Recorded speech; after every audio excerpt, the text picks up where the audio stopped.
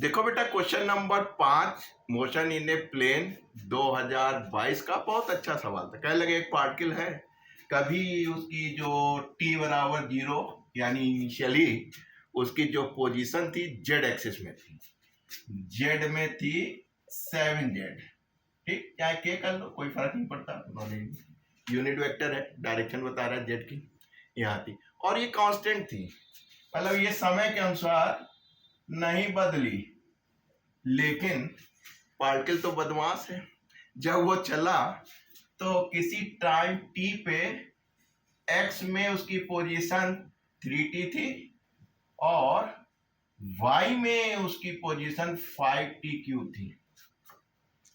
ये कांस्टेंट था, अपना वही जेड एक्सिस में बना रहा, अपना ये x और y में इनका मोशन होता रहा। क्या लगे एक्सेलेरेशन बताइए, तो कहने लगे किस समय, कहीं ज्यादा नहीं, t बराबर 1 सेकेंड पे। तो भाई साहब तीनों परिस्थितियों में एक्सेलेरेशन निकाल ले, उसका रिजल्टेंट निकाल ले, फिर मैग्नीट्यूड निकाल लेते हैं। डायरेक्शन के साथ बताना था, इसलिए बड़ा आराम से निकल आएगा। तो सबसे पहले इसको पकड़िए, dx/dt कीजिए, क्या मिला 3, यानी vx आपको मिला 3, एक्सेलेरेशन चाहिए थी, फिर डिफरेंशिएट कर दीजिए 0, इसका मतलब है कि एक्सेलेरेशन इन x एक्सिस 0। बहुत अच्छी बात है, कंपटीशन में मिलनी चाहिए, फटाफट मुझे वहां नहीं कर लिया कि ये लिखेगा नहीं वहां पे, ये आपके समझाने के लिए। यहाँ पे आइए, इसकी एक्सेलेरेशन निकालिए, तो आपको एक बार डिफरेंशिएट कीजिए, क्या हो जाएगा 5 × 15t², ये वेलोसिटी हो गई, ठीक, कहाँ की है, j की, y है तो y का मतलब j।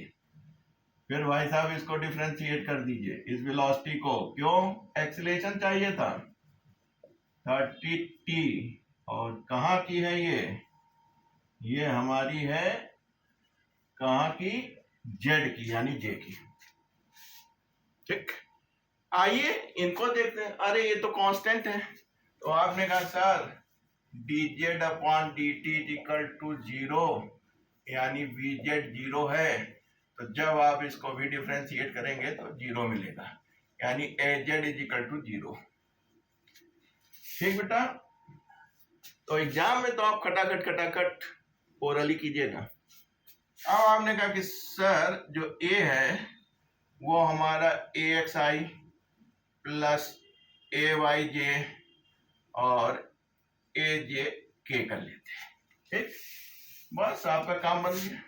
ये 0 हो गया, ये 30t हो गया, और ये आपका जो k था वो 0 हो गया। कब निकालना था बेटा आपको, t बराबर 1 सेकेंड पे, तो आप रख दीजिए यहाँ पे, इसलिए a = 30 × 1j, यानी 30j। क्या निष्कर्ष निकला कि भाई साहब 30 मीटर/सेकंड² की एक्सेलेरेशन होगी, और किस डायरेक्शन में होगी, j, यानी y डायरेक्शन में। j किसको रिप्रेजेंट कर रहा बेटा, y डायरेक्शन में, तो y डायरेक्शन में 30 मीटर/सेकंड² की एक्सेलेरेशन होगी, वही वाला कॉलम टिक कराइएगा।